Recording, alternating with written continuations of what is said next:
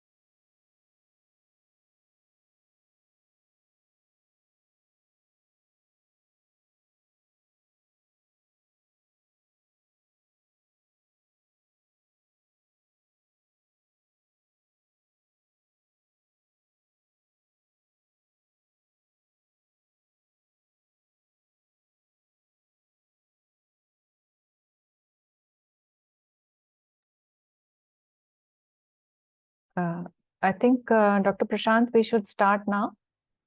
Otherwise, he'll have less time to tell us all the new things that we need to know.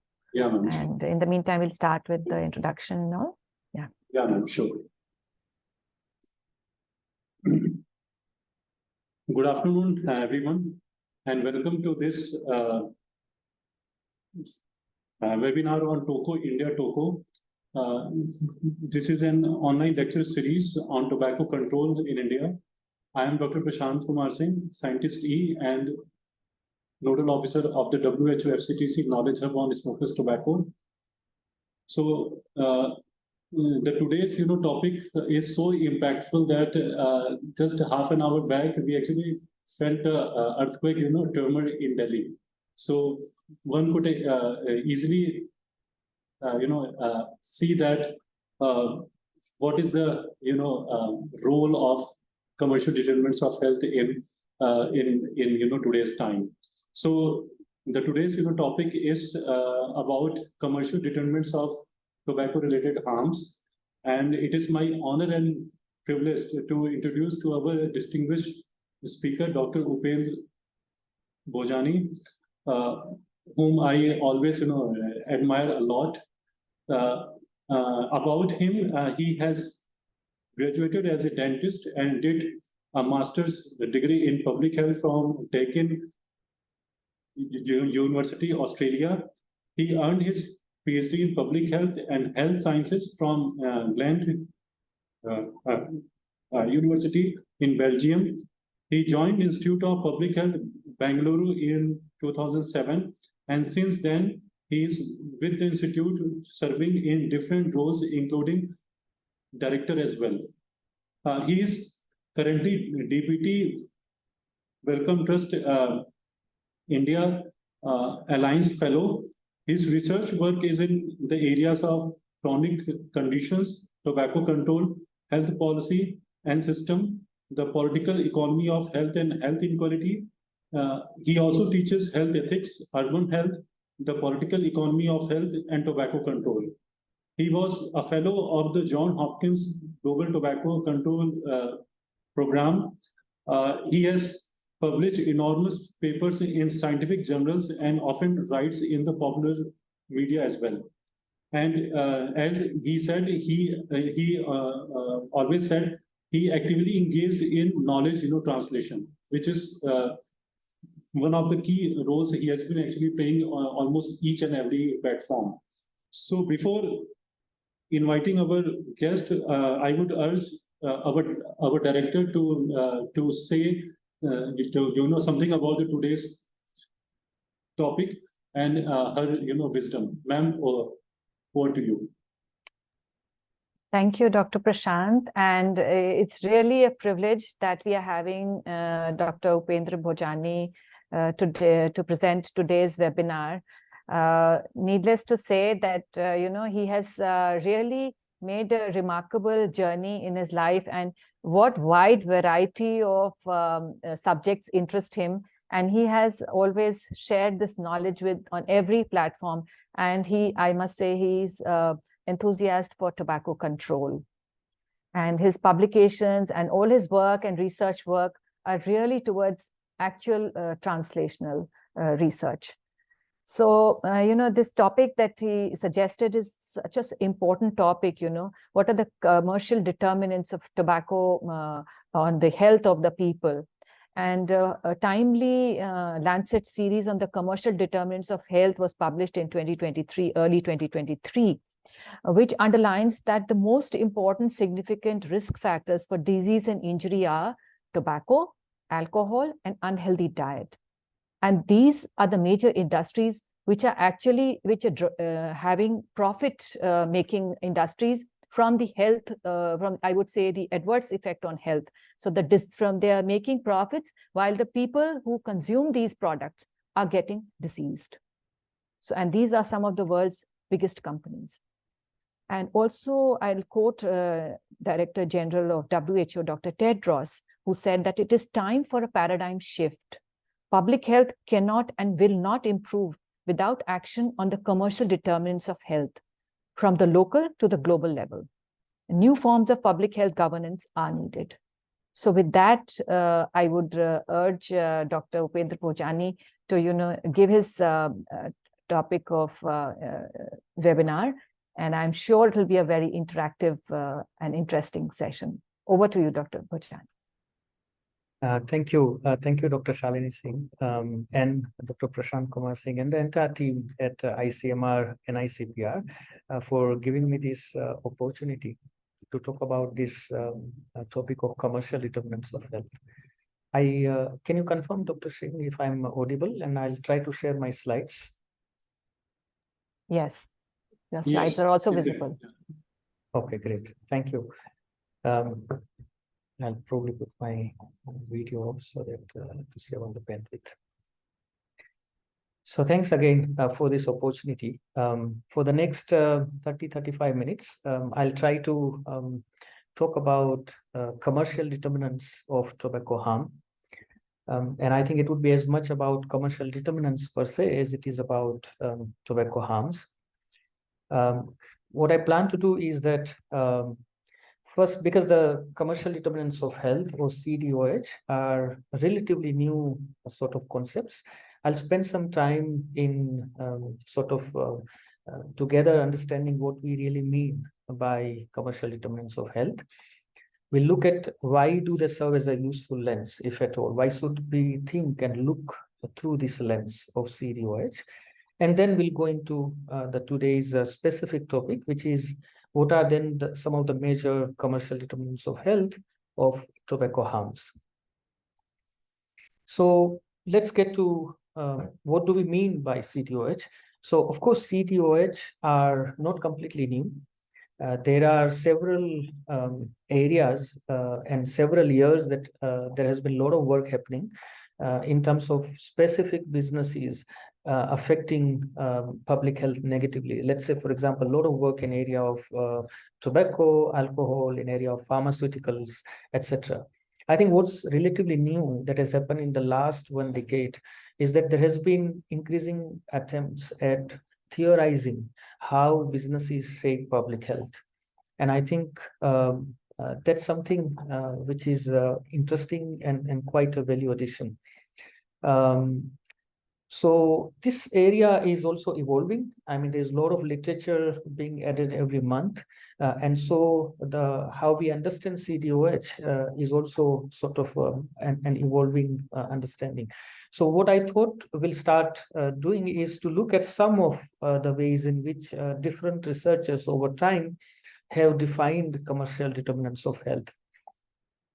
So John Miller published a paper in 2013 where he talked about corporate determinants of health. And he talked about good corporations, by which he meant that there are certain companies which produce products which are a real value addition for human health and well-being. These corporations are also not just producing good products, but they pay a fair amount of taxes. They pay living wages to the employee. Basically, they promote employee welfare. They genuinely do corporate social responsibility.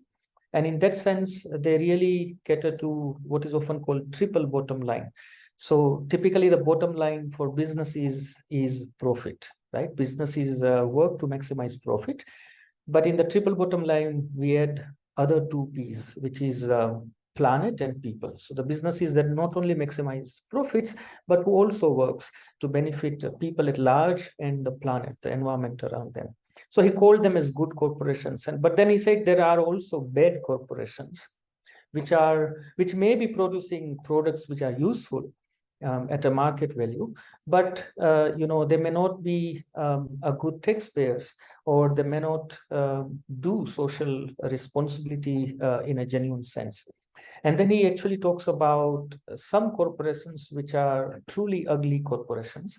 By that, he means that the companies which produce unhealthy commodities, the commodities which are known to create harm to human health.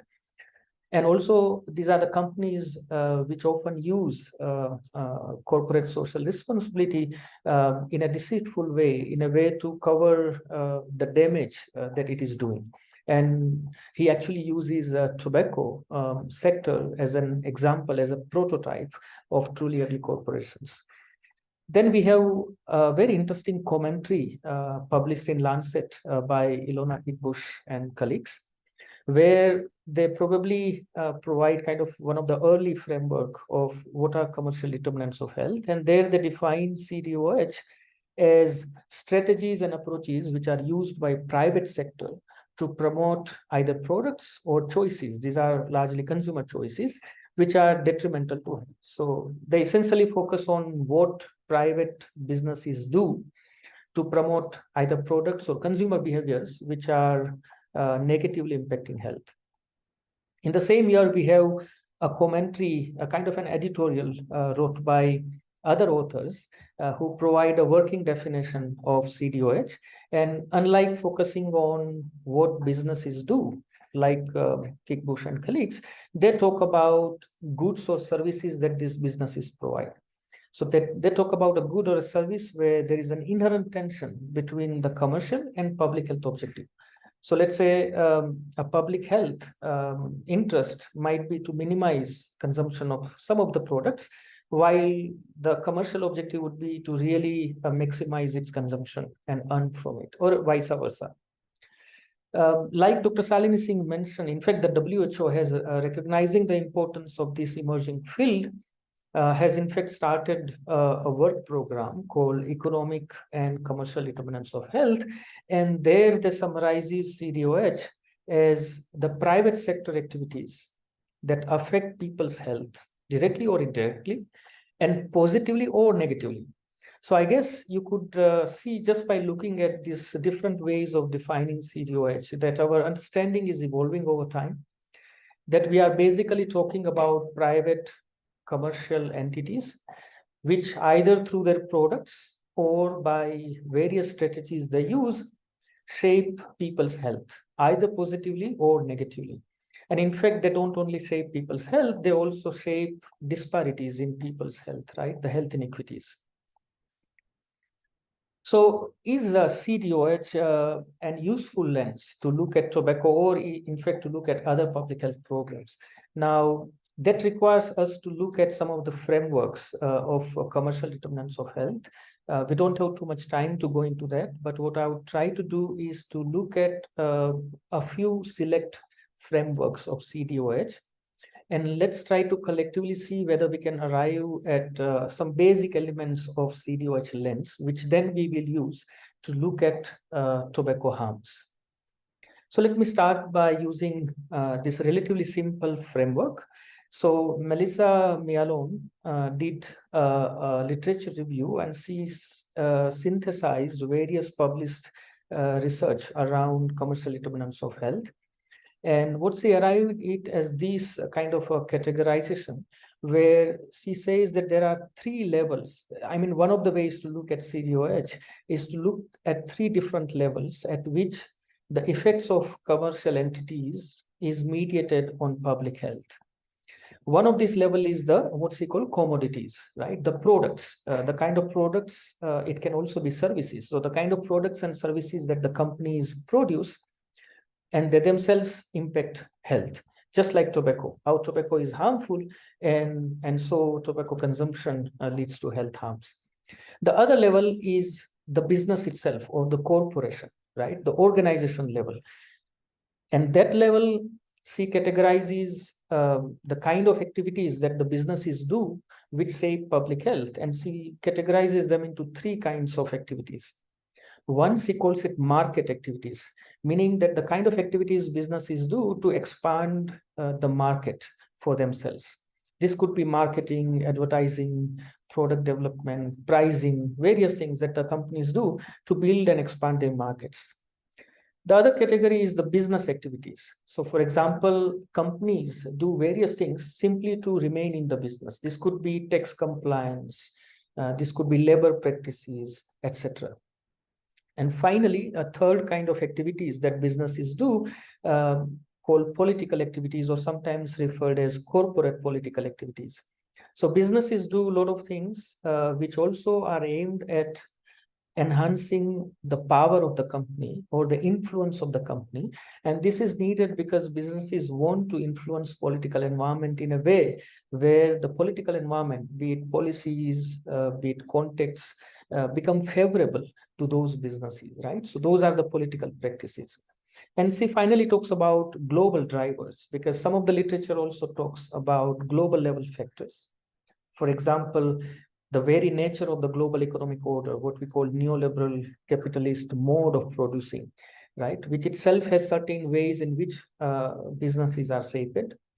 Or let's say the internationalization of trade, investment, and finance. We have seen over years larger and larger entities emerge, right? And it has a effect on how lower level businesses will operate. So those are the global drivers. Now I'll add a few more things to this basic framework. There is this paper by Rochford and colleagues published in 2019. These colleagues, they talked about how various CDOH frameworks by then, what they call academic frameworks, they felt that these frameworks are talking about mainly how businesses are negatively impacting health. And we are kind of stopping at there.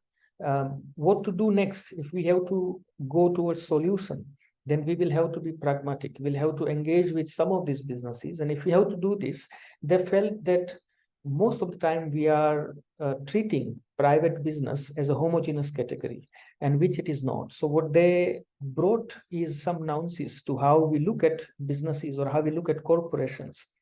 So they said we should ideally look at scale, meaning that is it local business, is it national business, is it international business? what sector the business is operating in, right? A company operating in agriculture is not same as the company, let's say, producing tobacco in terms of how they may impact population health. So it's important to look at sector. It's important to look at position of the actor within the business. Let's say a person on a shop floor is not similarly powerful as the CEO of a company when it comes to expanding the business influence on, let's say, consumers or the policymakers. The other thing they said about businesses is that most of the times when we talk about CDOH, we talk about what businesses do outside of them, meaning what businesses do to consumers, what businesses do to policymakers through various strategies. And they say that's good, but the large businesses that we see today also have thousands of employees, right? And so how these businesses behave towards employee of their own also is important. Let's say, are they provided with health insurance? Are they provided with social security? Are they provided with a safe and secure work environment? All of these things will determine the health outcomes of those large number of employees. So that's what Rochford and colleagues added, which is interesting. And lastly, I will mention one more a piece of work by Kelly Lee and a group of other colleagues. They published a paper in 2021 where they say that, well, many of these frameworks around CDOH, they look a bit narrow, and most of the time they get readily focused on NCDs and then immediately about what businesses are doing or the individual behaviors in terms of lifestyle change. Many of them coming from social science, they used a very classic social science theory, which is that of the agency and structure, right? Agencies mean the actors and what they do. And in this case, for them, agency means corporation or the businesses. What is it that business actors are doing? So in that sense, they are saying something similar that we looked earlier. What businesses do in terms of market, business, and political practices. But the second thing they say is not often talked enough is the structure. And by structure, their structure includes global drivers, but goes much beyond it. What they mean by structure is this larger, more systematic patterning of power, often shaped by institutions in a given society, which decides limits or the rules by which the actors will play games within that society, or actors will be able to do certain things and not able to do other things. So that is the structure. So for example, structures could be about what is the political system, right? A democracy or the other forms. What is the economic system? A capitalist mode of production, something else. What is the legal framework around tobacco control, right? These are the broader limits which are set in society under which actors can operate. So let me stop further complicating this. What we will now do is to look at tobacco harms using this CDOH lens, where we will mainly talk about these three levels. One is the products. What is it that the tobacco products do to human health? We look at corporations. What is it that the tobacco companies do, right? And we will look at the structure instead of just global drivers, right? What are those structural factors that mediate tobacco harms? So let's start with the products. And in terms of products, we all know that tobacco use in any form is harmful. It leads to very high morbidity and mortality. In India, we have an estimate for 2010, which is quite outdated now. But in 2010, per se, we had more than 13 lakhs people, adults particularly, with premature deaths. And this figure would have gone up significantly now. It's not just that those who consume tobacco get harmed, but now we have enough evidence to say that even second-hand and third-hand smoke exposure also is harmful, meaning that a passive smoking, somebody who is present when somebody else is smoking and inhaling that smoke has harmful effects. But even increasing number of studies showing how third-hand smoke, meaning that when somebody smokes tobacco in a confined environment, the smoke and various chemicals over time settle down on the floors, walls, and over a period of time, they are not easy to be ventilated, and so those who come in exposure to those surface exposures, like especially small children, kids who play on the floor, who put things in the mouth, also exhibit harmful effects of tobacco. But importantly, there is also an intergenerational harm of these products, meaning that tobacco smoke has been established as one of the human germ cell mutagens. So if parents are smoking, they clearly transmit mutations of genes to the offsprings. And in fact, there are also studies within India which goes beyond smoke. We have studies including the Bombay cohort study, which shows that how smokeless tobacco use during pregnancy leads to preterm deliveries, but also the low birth weight. So these are the various health effects of tobacco use. But tobacco products are not just harmful to health. They also pollute environment. Tobacco smoke brings down indoor air quality, and there are quite few studies. I have just quoted few of them in Mumbai. These are the studies which looked at PM 2.5 level within restaurants where somebody was spotted smoking. So let's say in Mumbai restaurants, when somebody was spotted smoking, the average PM 2.5 level was 363. Or in Bengaluru and Dharwad, it was 135. Compare this with what WHO recommends. WHO recommends a PM 2.5 level, which should be recommended limit is below 5 microgram per cubic meter, right? So a huge kind of increase in the air quality, decrease in the air quality. Tobacco product waste. So after somebody consumes tobacco, what remains of the tobacco product is also a big environmental harm. And I think more recently, we had a report coming out from AIIMS Jodhpur, ICMR, NICPR, and the union released last year, so that in 1 year, and you can't even comprehend this kind of data, 73,000 tons of plastic, 6,000 tons of aluminum foil, largely from cigarette wrapping, and 1,300 tons of used filters. And used filters have a form of plastic, which is non-biodegradable. And finally, of course, there is also some data now in India about the kind of economic burden that the use of tobacco products put at household level. People have to spend so much on consumption that it crowds out some essential expenditures like on food or child education. There's a very high medical cost, and I'm not going to have to read out that terrible number. In fact, the revenue that is generated in India from tobacco products constitute only 12% of this total cost. So these are the things we looked at in terms of the products, right? Now let's look at the agency level, or what is it that businesses do that shapes human harms. And let's say we start from market practices. Like I said, we'll look at market practices, we'll look at business practices, and we will look at political practices. These are the things that companies do.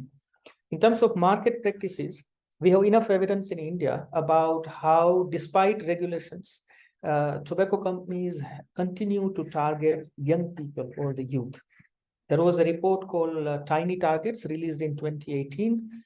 Various schools and the tobacco points around the schools were surveyed, and it shows that a huge proportion of vendors, nearly 50% of them, were selling tobacco near schools, something which is prohibited by the law. A lot of product displays and point of sale advertising. Sale of single sticks, which means it is more affordable, right? It's difficult for a child to afford a whole packet of cigarettes, but it's easy to buy a single sticks, which is very common. A lot of documentation around how free samples of tobacco products are sold around school campuses. Vendors not following the age restrictions in terms of sale, and often the vendors don't have health warnings at the point of sale. Also, there is a lot of evidence in how tobacco industry invest huge amount of money in terms of market research, what are often called segmentation market studies. And they then target their advertising campaigns based on gender and social norms. With my colleague Pragati Hebar, we recently put together a chapter looking at how gender-based marketing has happened in India in past, and it's astounding how, for example, the cigarettes have been sold to men by highlighting how by riding on this toxic masculinity norm, saying that how cigarettes make them more confident, more bold, how men who likes outdoor adventures use cigarettes, how men using cigarettes attract women, etc., etc. But interestingly, similarly, the women have been targeted in terms of either by advertising or by product innovations. For example, in India, you had major cigarette companies launching what is called slick cigarettes or slim cigarettes. Okay, cigarettes with low smell, cigarettes which are mild, cigarettes which are fruit flavors. And if you look at the market research interviews, you see that these were all targeted of selling the cigarettes to women. There are a lot of misleading descriptors on the products. A lot of it is documented. They highlight various flavors. More importantly, I think there is also a complete lie. So there have been a lot of pan masala products which says no tobacco, no nicotine. And we have seen in the media reports that many times when these products are tested for nicotine, they often found to contain nicotine. There's a lot of surrogate advertisements. I don't think we need studies to document it. It's in our face. Every day, if you see the news media, if you see the TV, if you will see so many of our celebrities in Bollywood, in sports, who are selling, elaichis. So basically, these are the non-tobacco products, typically pan masala and elaichi products, which serve as a surrogate for tobacco products. If you actually go to buy elaichi, you will hardly find it. You won't find it, but you will have a same name, same imagery tobacco product. And finally, the pricing. Again, there is quite some documentation on how tobacco industry play with the price. The hike in tax is often not carried forward to the price for the customers. There are free sample distributions. We often change the length of the cigarettes because in India, the taxation or the excise duty particularly is levied based on the length of cigarettes. So these are all the various practices, market practices by tobacco companies, which have created health harms over time. Let's look at business practices.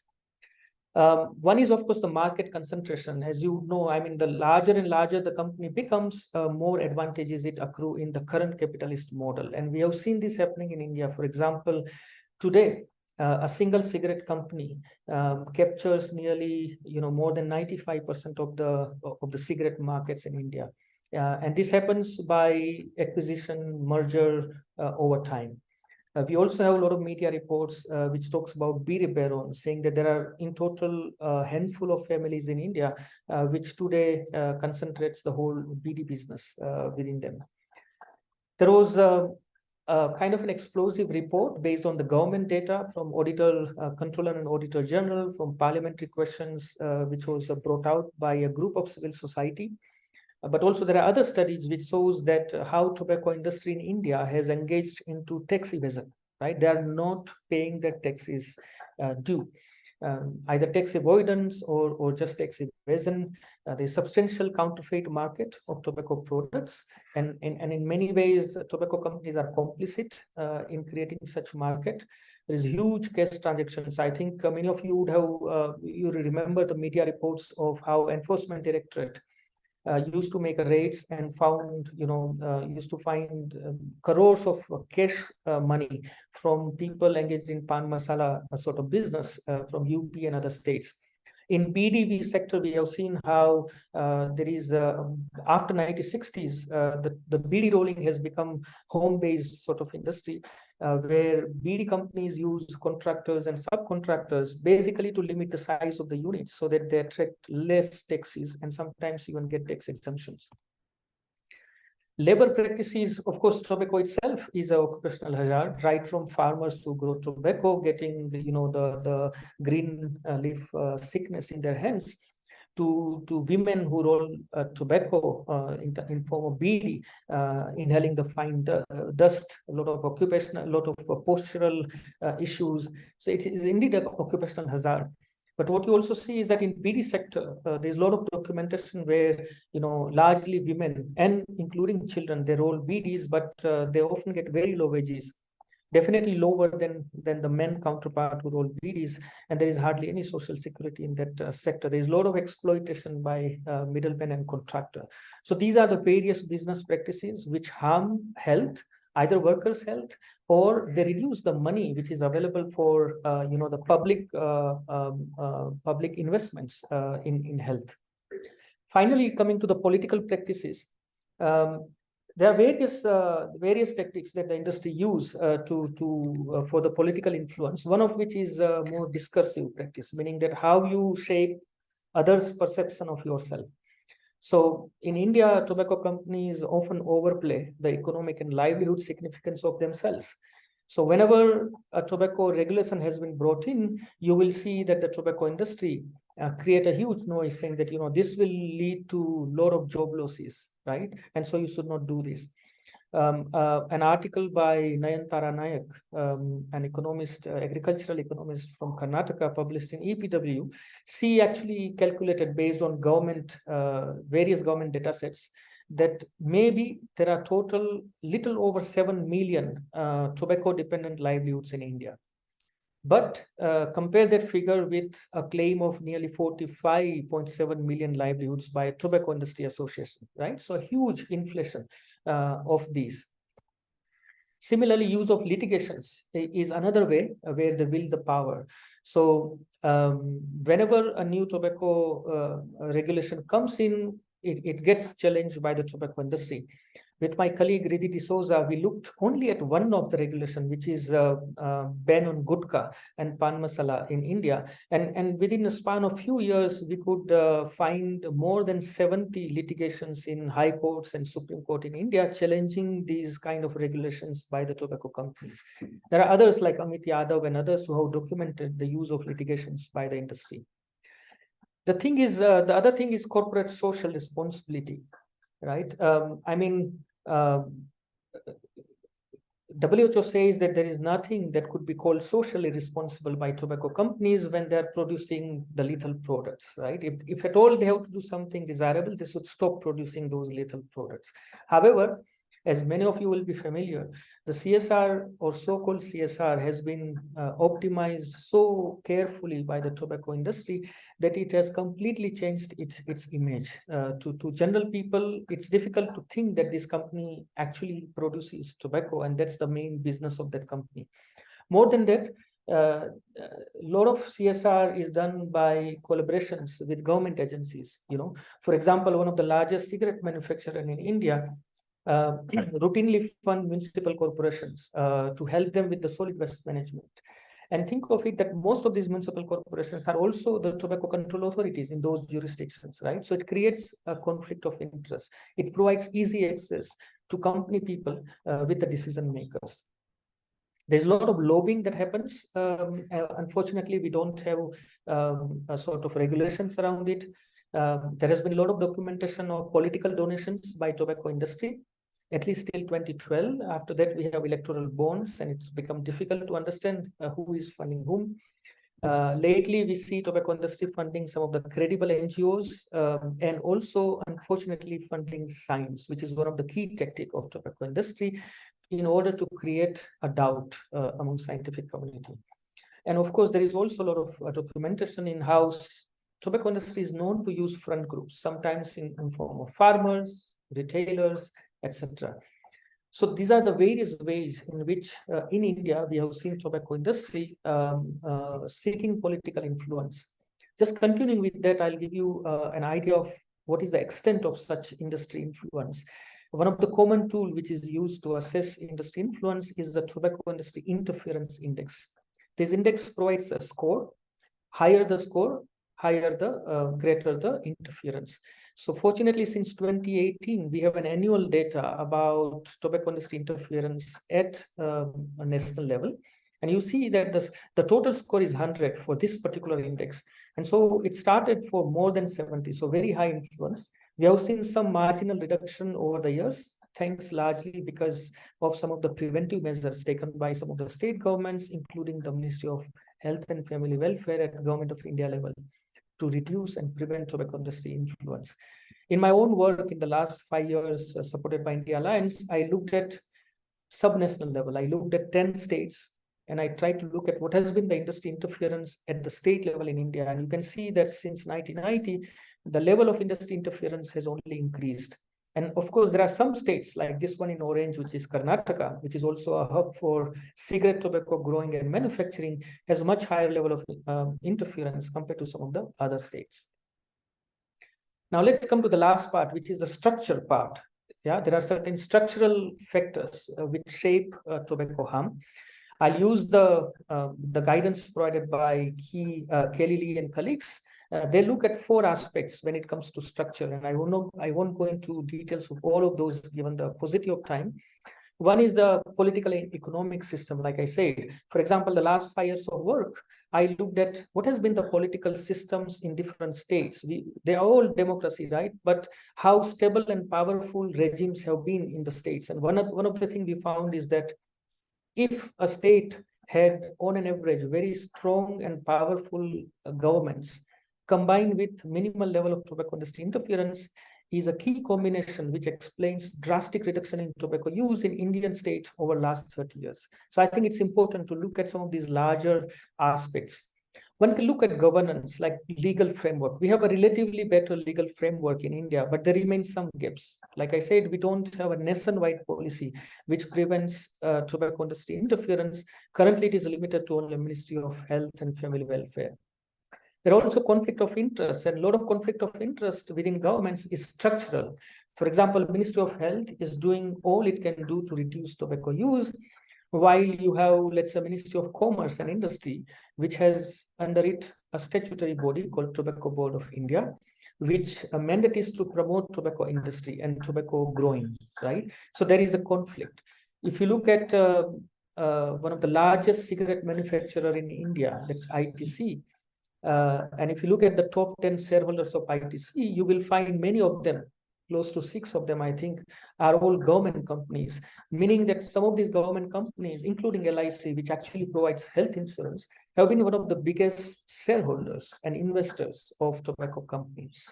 We don't have a law which regulates lobbying. While we know that lobbying happens, you or me can't know who is lobbying for whom, what is the resources being spent, etc., etc. So these are the governance level structures which we need to work on.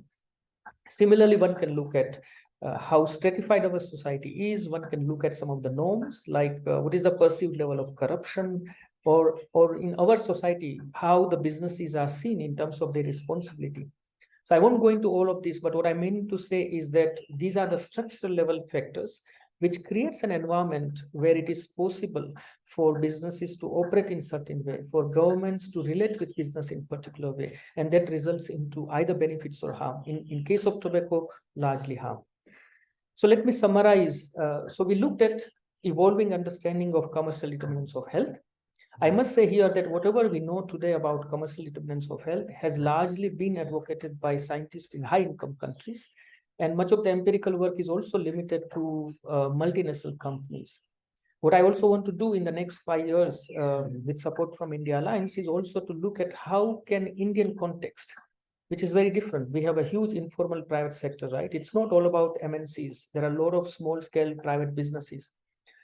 We don't regulate private sector in a way which we see in many of the OECD countries. So I think the idea is to look, and I hope to work with many of you to look at what is it that Indian context informs these CDOH concepts, and how can we meaningfully apply such a lens in our setting. We also looked at what it means to use CDOH lens by examining some of the CDOH frameworks. We looked at limited frameworks today. And finally, we examined tobacco harms. And using CDOH lens, we can look at how products impact health. We can look at how businesses or agency impact health through various of these processes, and even how larger structural factors can shape public health. So I hope I convinced you that CDOH lens indeed serves as a useful analytical tool to better understand not just tobacco harm, but to better understand tobacco industry operations, and in that way, many other industry operations, while then identifying the various levels we can actually intervene at all these levels. Today, we couldn't go into that because of the paucity of time. So thank you very much, and I hope we have some time for questions and comments. Thank you. Back to you, Dr. Singh. So thank you so much, Dr. Bhojani, for this eye-opening, webinar, if I have to say it. In the tobacco control field, we largely encounter the social determinants of tobacco use or tobacco cessation, or all it's about. It is mainly due to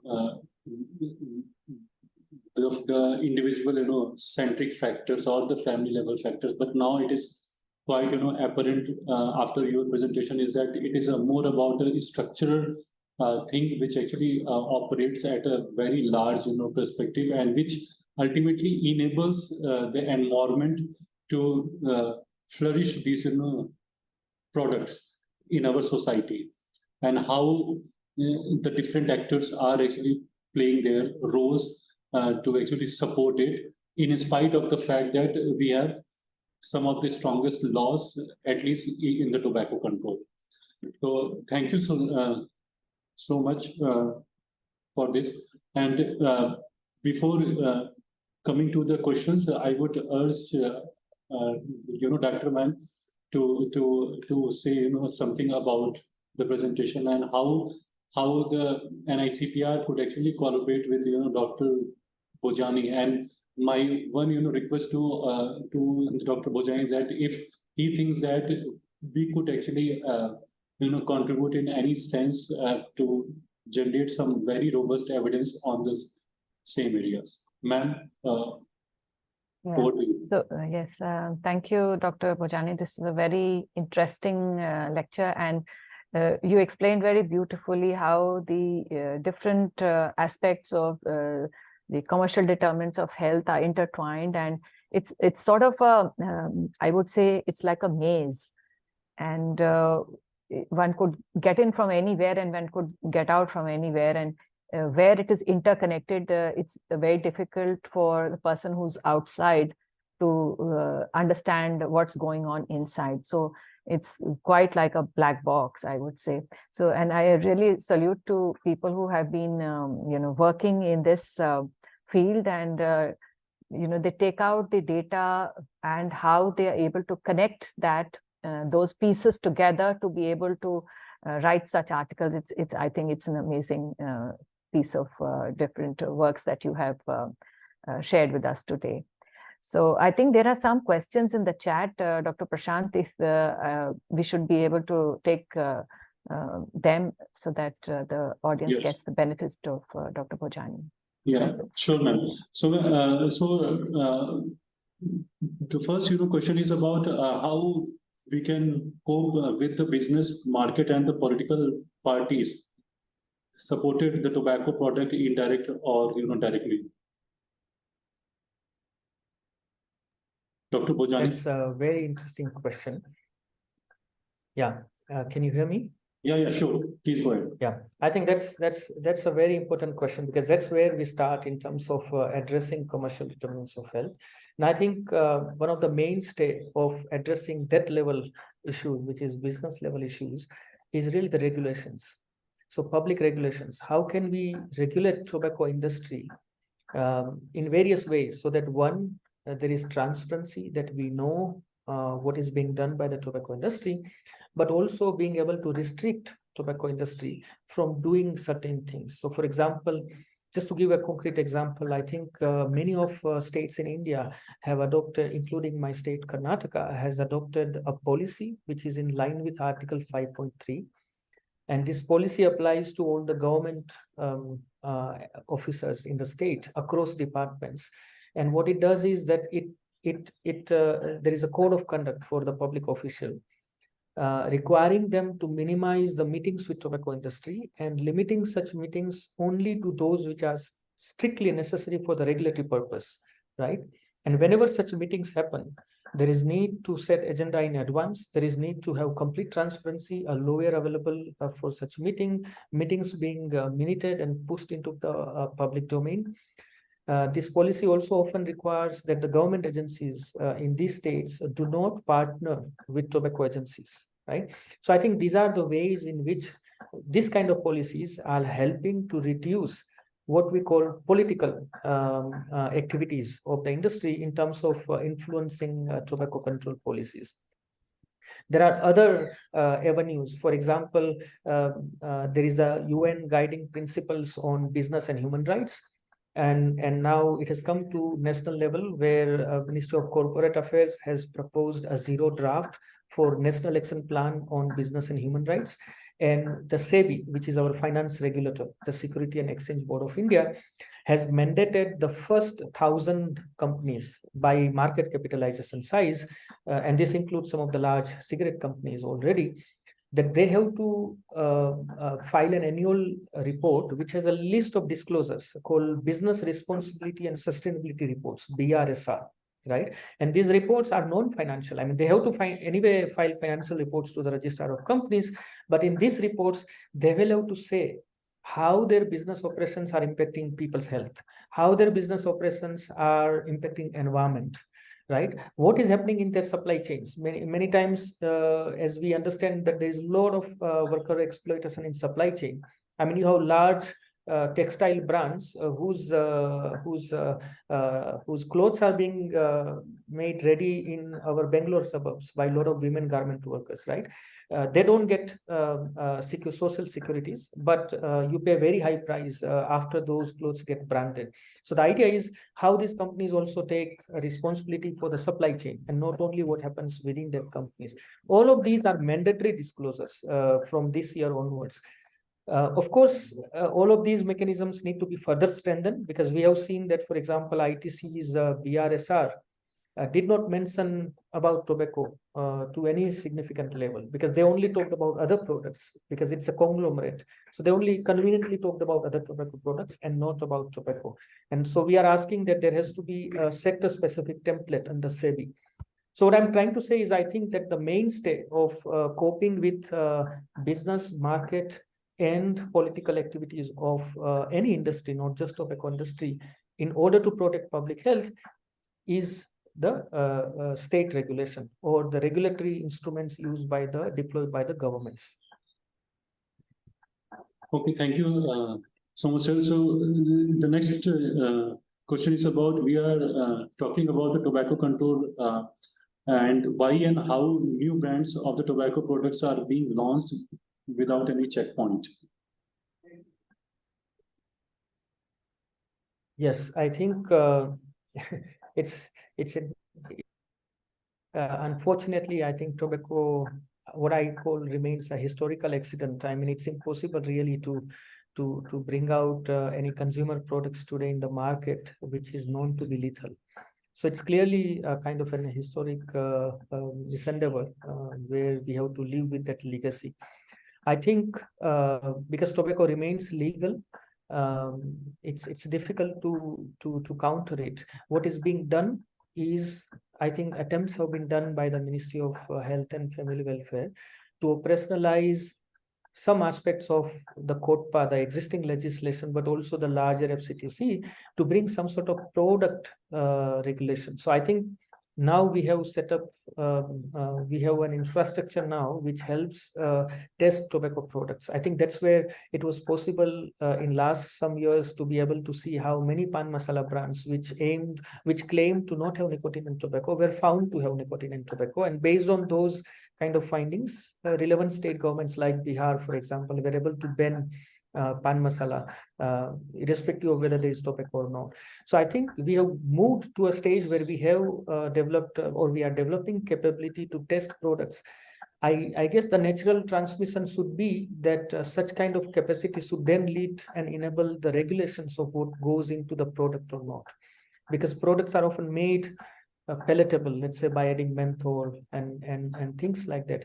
So something like that may happen if we all engage with it. But for now, unfortunately, tobacco products remain legal as far as the tobacco products comply to the prevailing legislation, which is some sell restrictions, no advertisements, things like that.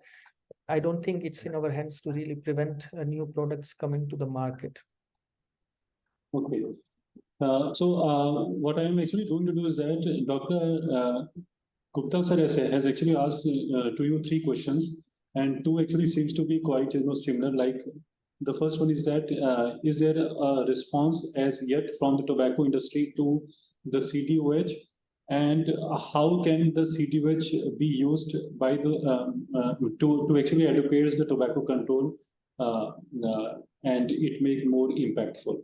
So one is about how the tobacco industry has actually responded to this CDOH. Okay, I get it. again, very, very important questions. CDOH, I'm really unsure in terms of industry sort of responding to it, meaning that it's anyway a very nascent stage of scholarship as of now in CDOH. They may not necessarily see CDOH as a different formulation. So in that sense, I think the business or let's say the science funded by business has continued to sort of create confusion, whether it is ENDS, electronic nicotine delivery systems in tobacco or other things. But really, otherwise, the way we have seen tobacco industry sort of challenging tobacco control, I haven't, maybe I'm not aware of much direct engagement in terms of response by industry to CDOH framing per se. I think the second part, maybe I have something to say in terms of how CDOH could be used for better tobacco control regulations, if I understood correctly. So I think that's where I think the way I see is that there are two ways. One is what tobacco is far ahead, I feel, compared to many other similarly harmful commodities in terms of the kind of state regulation it has generated.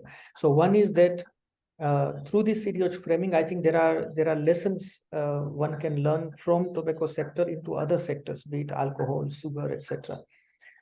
But in terms of strengthening tobacco control per se, I think it opens some of the new doors. For example, if I recollect, much of my imagination was captured around tobacco industry.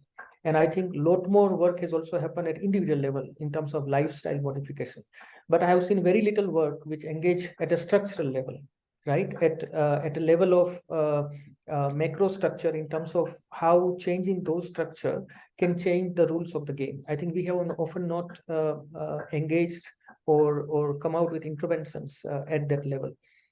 Second, it brings in picture various other regulatory instruments which traditionally we have not used as tobacco control people. So I was just mentioning about United Nations guiding principles on business and human rights, and this is a new opportunity.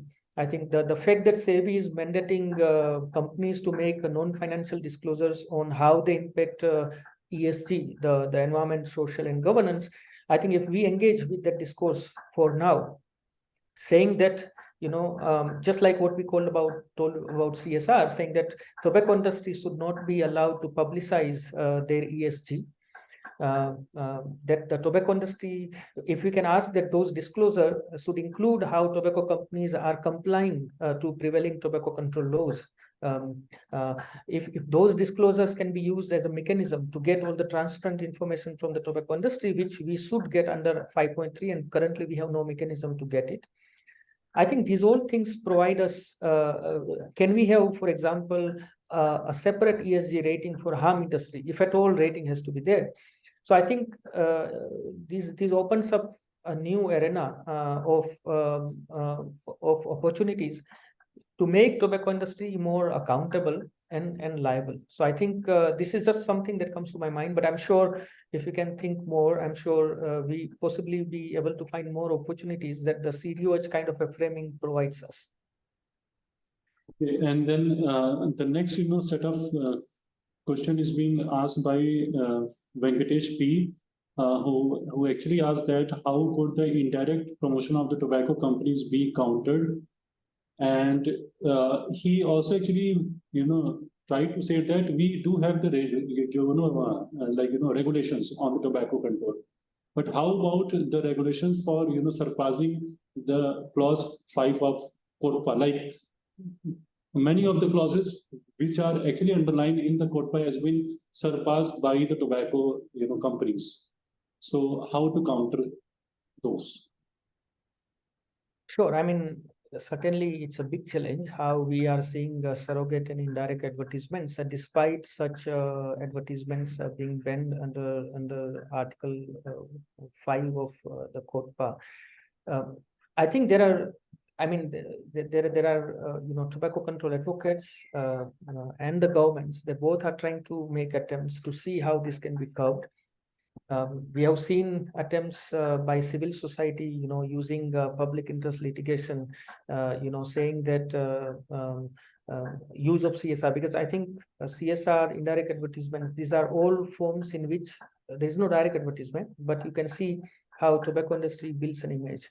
And I think there has been at least some positive order from Ministry of Corporate Affairs side saying that, okay, at least there should not be logo of tobacco companies in such material, etc. Or the government side, we have seen that the current Cigarette and Other Tobacco Products Act has been proposed to be further amended, bringing much more clarity on what is indirect advertisement. It's not that COTPA does not prevent indirect advertisements, but I think the companies have deliberately used this lack of very clear framing. So I think in some of the states and at central level, I can see that COTPA amendments are being proposed, which is especially to strengthen the enforcement of ban on indirect advertisements. Maybe I'm open to understand and learn from others, because that's not my core area. But certainly, I think we have to keep this in mind. This is another thing which we have to keep in mind, which is the gap between policy on paper and how policies are realized in practice. I think in some of the OECD countries from where the CD watch literature emerges, there is often not such a dichotomy. In some of these countries, when a law is passed, it is given that it gets enforced. I think some of us who worked in tobacco control knows how long years it has taken to come to a point from the COTPA being enacted in 2003 to at least seeing a somewhat higher level of implementation. So I think these are some of the issues we have in our context, which we should grapple with and see whether such CDOH frameworks make sense, what else needs to be added into these frameworks to make them more meaningful. Okay, so second last question, which actually talks about the CSR, and here one example has been posed that we have also observed that hidden sponsorship of the major events like the third party allies, etc. Example, Jaipur Lit Festival recently was sponsored by a big tobacco industry and was attended by many celebrities and public figures. So how this need to be regulated? Yeah, I think this is a spot on. This is one of the major problem, and I guess this problem will worsen as we progress, because what I described about business and human rights, India has its own framework called National Guidelines on Responsible Businesses. Okay, and it has various principles, and one of the principles is that the companies should do social responsibility, right? And as some of you know, the Companies Act accordingly was amended, mandating some of the larger companies to spend 2% of their overall transactions for CSR. So what happened is, in some way, CSR or corporate social responsibility is being seen as part and parcel of being a good, responsible corporate citizen.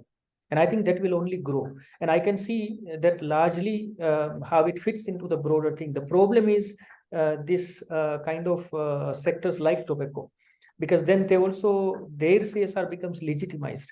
So that's where I think there have been attempts, like I was saying, from some of the civil society actors to say that, let's enforce CSR, but not by tobacco corporations, or let's ask them to pay money directly to government and not let them publicize CSR in that way.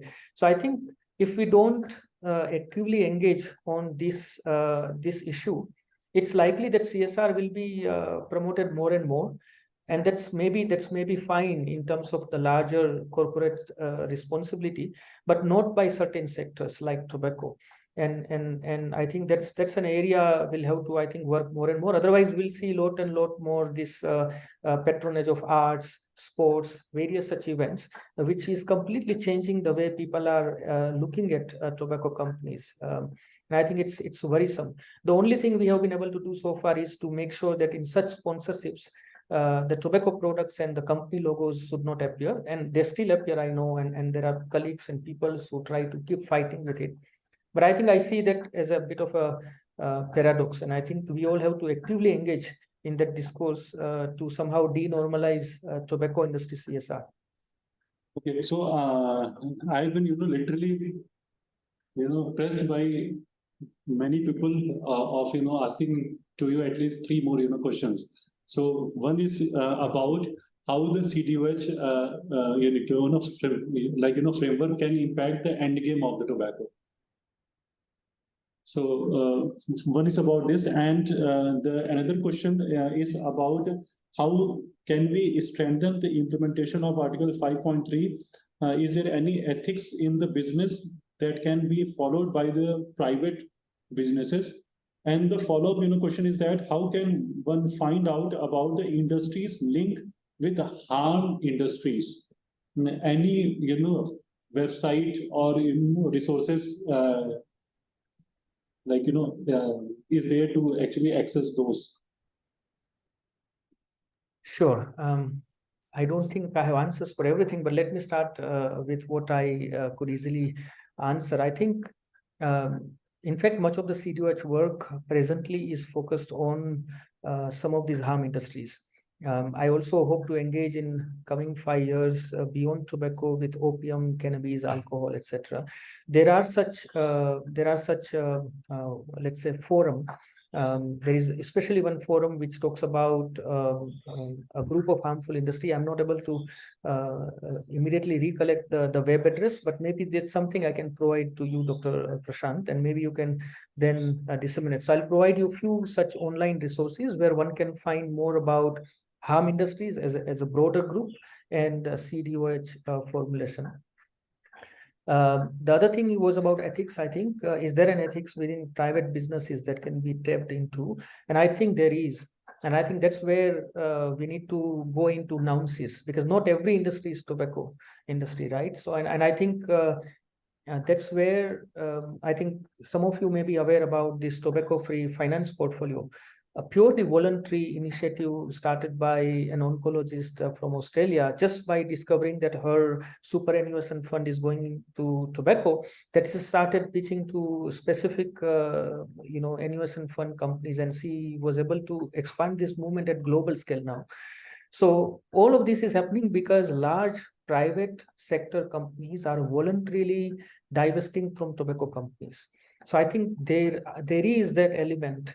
I think that's where there is a call for pragmatism in looking at private sector, because I think it's just too big to be able that we can completely ignore it. I think that would be a difficult proposition. So I think we need to see how we can engage with other private sectors and see how we can somehow bring Article 5.3 like things which can include divesting from tobacco companies, let's say.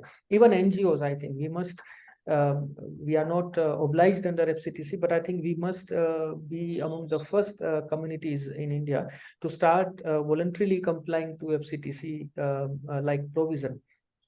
So that's something about it. Tobacco endgame, yeah, I mean, I don't think I have a very clear answer. I think I already reiterated in terms of what is the additional utility of CDOH framework in further strengthening tobacco control. And I'm not sure whether that's something that can help us go towards endgame. I think one thing we have to keep in mind is that CDOH is about any private business, right? And in that sense, there is this interesting debate between what some may call tobacco exceptionalism, meaning that how tobacco sector has been kind of an exception in some of the ways. Idea is that it should not become a baggage on us. The idea is that we should be able to bring those kind of exceptions to other sectors. We should have 5.3 like thing for climate. We should have 5.3 like thing for fossil fuel, for alcohol, because these are not very different in the way their profit intention clashes with the public health intention. Otherwise, we will become that kind of outlier spot, becoming vulnerable. So I think, yeah, but I really don't have anything additional to say. Thank you so much for engaging on this issue. Thank you so much, sir. And what I could say for sure is that after this talk, many of our young scholars may actually start thinking about commercial determinants of health angle, and I hope that this would actually trigger a sense of having a good studies in future, and not just confined to the tobacco, but it may also expand in alcohol, diet, or so on and so forth. Ma'am, any last word from your end, and then we like to actually close this. You must have. Yes.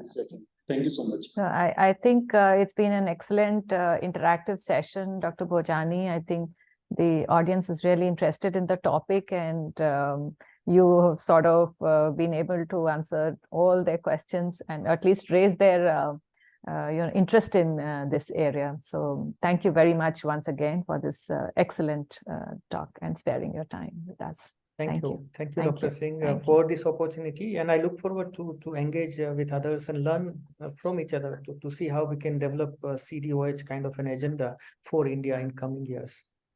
Thank you, sir. Thank you. Thank you, sir. Closing.